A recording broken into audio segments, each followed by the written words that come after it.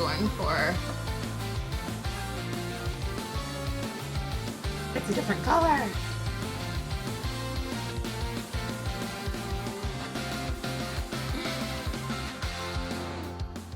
Hi friends, and welcome to another week of Magical Bakes, which actually begins with me taking a side quest of all side quests. You see, it was this week that I realized that I'm not immune to an Instagram ad. And when I saw a local ad promoting a group cake decorating class, I thought that maybe my algorithm is perfectly tailored to me, and I took the plunge. So on what was the nastiest day of the season, I got lost on a local street, but was luckily pulled in by the event's organizer. Now, this venture was probably 40% to improve my skills, 30% to push my homebody self to do a group activity out of the house, and the last 30% to inspire me for my next baking project. A lot of people in my comments have been requesting a Tokyo Mew Mew Cafe Foods video, which is inevitable, really. Tokyo Mew Mew are the original Animal Sweets Cafe magical girls. They walked so Kira Precure a la mode could run. But I don't know if you guys have also noticed this the way I did while preparing for this video, but there are absolutely zero signature sweets or desserts to come from this series. None. Nada. The Mew Mews spend a majority of their time working in a dessert cafe, but Nia Ikumi said we're focusing on the romance, and honestly, I respect it. So this mostly just meant I was going to have to come up with my own idea for a dessert, which I love doing. So here I am learning how to properly pipe frosting on a Saturday afternoon. You could argue that the things that you learn in a class like this would be tips you can find for free on YouTube, but the experience of getting in-person instruction and being told exactly what you're doing wrong when you're doing it wrong is unmatched, in my opinion. I think it was also helpful to just look around and see how good my table mates' cakes were coming out and feel inspired or like a healthy amount of envy. I really love this kind of environment. The girl next to me told me how she was looking up cake designs on Pinterest the night before, and I was like, dang, maybe I should have done that. I walked in here with zero plan of execution. But I did walk out with a cake I was pretty proud of, I will say. It's actually hard to know when to stop once you get started with all of the piping, but I pulled back once I felt the garden fairy vibe I was going for came across well. The best piece of advice our instructor gave, I think, was remember, you get to choose which side is the front. With all of the schmutz I was hiding on my cake's backside, truer words have never been spoken. My hope is to make a Tokyo Mew Mew Cafe cake. I will be making a regular yellow cake or vanilla cake recipe, and I'll be decorating with piping tips that I've never done before by myself. Ah! Okay. Okay. Yes, that is correct. The end result of the cake decorating class was me being inspired to emulate the Cafe Mew Mew building in cake form. I just knew I wanted to make my own small cake, which means I opted out from creating 5 to 7 individual sweets for the Mew Mew girls like I usually do in my videos. But I wanted a manageable project, and making tons of small desserts is really fun. But to make this more sustainable for me and my energy levels, I can't do that every video. So the idea for a Cafe Mew Mew cake was born. Rather than making a soft chiffon cake or a fluffy Japanese shortcake like the handful that I've made before, this time I opted for a classic vanilla cake that applies some Japanese techniques for what's supposed to be a nice, soft, and plush butter cake from the blog site Recipe Tin Eats. As always, the recipes I use as well as the tweaks I make will be in the description. Somehow I thought that doing a classic butter cake would make things easy, but this recipe was like really involved. Very involved. The kind of involved that has you rechecking the measurements every 7 seconds. I don't know if it's just me, but I tend to follow recipes to a T when they give you timed instructions. So here I am stressing out if I'm supposed to beat the mixture for 10 seconds or 15 seconds. This recipe had a lot of tiny intervals like that, so I was more stressed out than I should have been during the mixing process.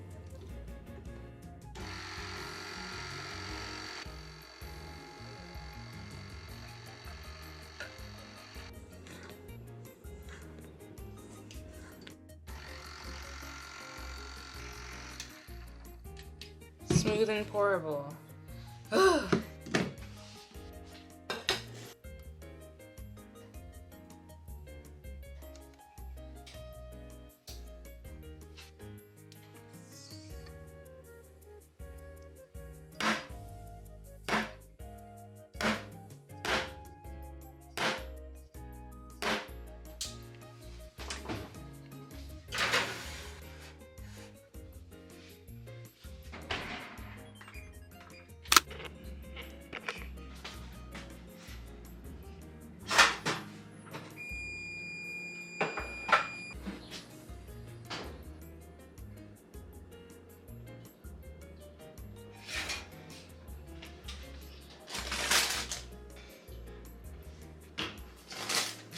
I think I did well with that. Because the batter and the eggs were aerated and fluffed up so much, this recipe's instructions tell you to let it cool upside down to avoid any deflating. I was freaking out. I thought that was batter. That's actually just paper. I was like, oh my god.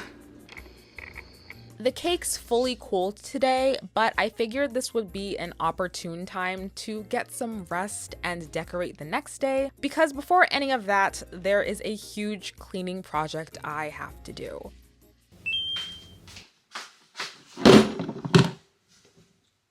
I wanted to go through my mom's big box of piping tips and cake decorating things. Thing is though that they need to be cleaned. Every time I open this box, I get dye on my hands and other residue, cake residue. So I think I'm gonna deep clean all of the piping tips that are in here. Piping tip cleaning ASMR. Now this is a project I've been meaning to do for a while, and this Mew Mew Cafe cake was the perfect excuse to pry open my mom's Wilton chest of treasures and really scrub it down. I think some teal colored icing dye might have spilled in here at some point during various home moves, and now the stuff is covering literally every product in here. I would just clean the piping tips that I need for this project, but I figured the whole case deserved a bit of a refresh. The piping tips went into a Tupperware container. I filled it with boiling water and just let them soak for a minute before I added a cleaning agent. But then the water went from the blue food dye color to clear, which was kind of cool until I agitated the piping tips a bit and they picked up the black spots from the dye while the water was turning cloudy.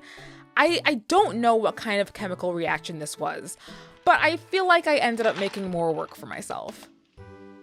My mom actually used to bake cakes and desserts from scratch a lot when I was growing up, to the point where she was kind of running her own small cake shop business. So luckily I'm able to use all of her tools without having to buy too many of my own. My mom can't really bake anymore due to a physical health condition. She's in good health, she just can't physically bake by herself anymore. So I like to think of my baking projects as carrying a torch of hers, though I try not to think of it that way too much because that makes me crazy emotional. Moving onward.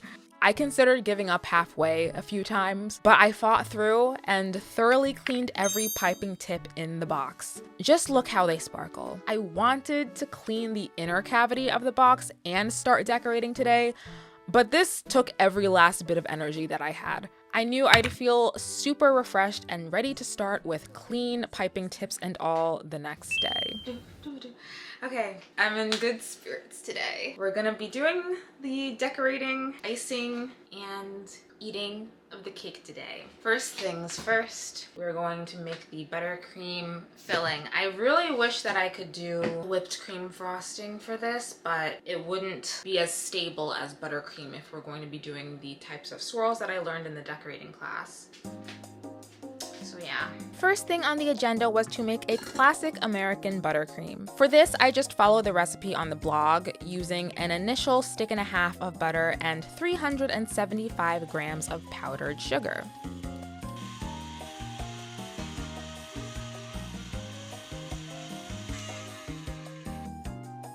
Oh, I didn't sift it. Hold on.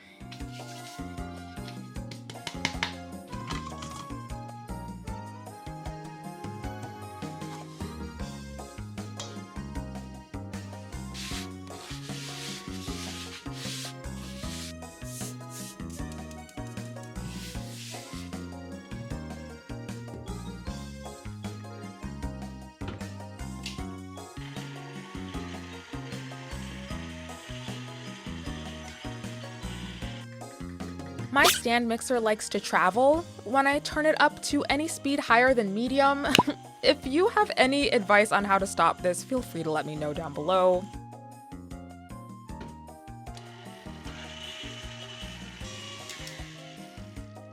Cakes that are ready to go. I think this is the one I cut already. Yeah.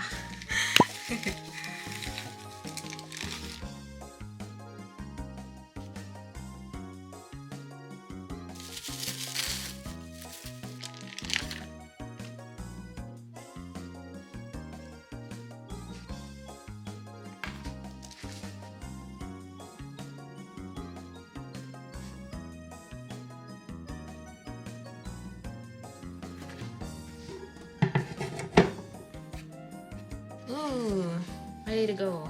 Because the class I took focused on vintage cake design, but we, the students, didn't actually crumb coat and frost the cakes ourselves, I decided to watch a tutorial on how to do a crumb coat before I started, which initially, with a false sense of confidence, I wasn't going to do. But I thought that this was a great opportunity to learn how to do it the correct way. And it did help me. I think using an ice cream scoop to manage the icing portions is really handy and also very satisfying.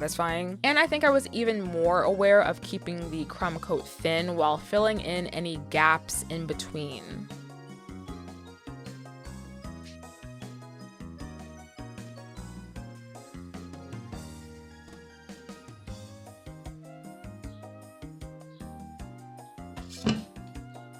Okay, I think this can go in the refrigerator. Took away my metronome, I'm deep and shallow. Let's see if it's good. Yeah, I already got it pink. Just a reminder that this is what we're going for. Except the purple is supposed to be like hot pink-ish, reddish pink. Initially, I tried to do that fancy method of piping like tubes of frosting along the sides and smoothing it out, but I quickly realized that my icing was not smooth enough for that, so I just opted for a regular application. Actually, my biggest regret here is not using a lot of milk to help smoothen out the frosting, so it honestly looks quite textured to me. I don't know, I really like the look of a smoothly frosted cake, and mine isn't quite like that. That's the only thing I can point to that I could have done differently.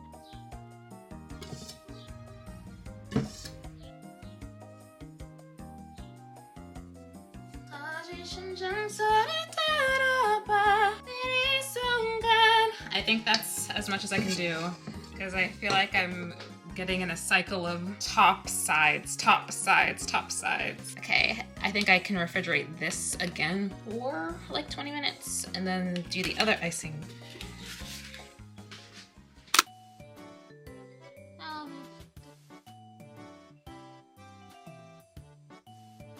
I have a little bit before I have to, here comes Momo, before I have to fill in more icing.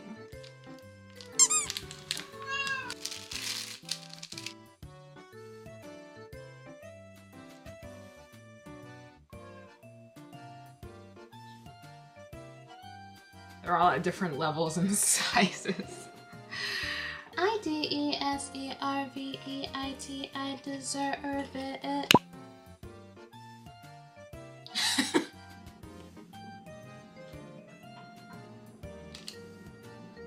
I'm just nervous I don't have enough to really get started up here. And then like, what if it's a different color?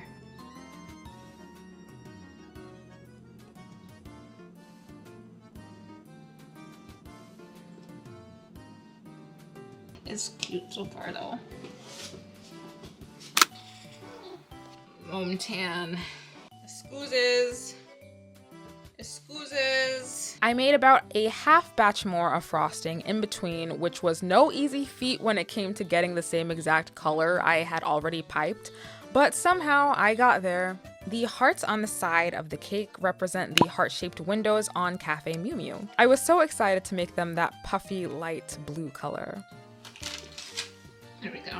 My favorite piping tip to use in the class was definitely this leaf piping tip. Here's a clearer photo of it. I found it so versatile how you can use it to make different leaf shapes, but also make pretty ruffled ribbons on the side of a vintage style cake, so I was most excited to bring this detail to the Mew Mew cake. But honestly, I wish I had sized down with this piping tip. I feel like the details got kind of lost with the one I used and was too big for the 6-inch cake I made. Then I tried to aid this by using a small circle piping tip and adding a line ribbon in the middle, which is something I saw my seatmate do at the decorating class. And hers definitely came out better than mine. I already knew that making a long connecting icing line without it breaking would be hard, but I hoped I'd be lucky.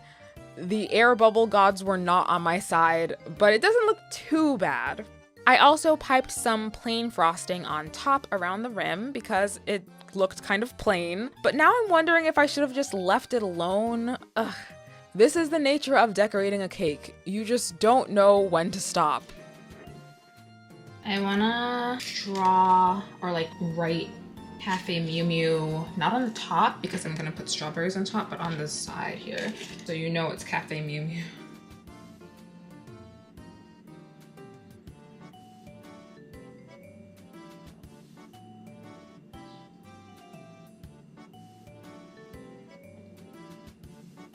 Okay. Oh, Momo, you're so quick.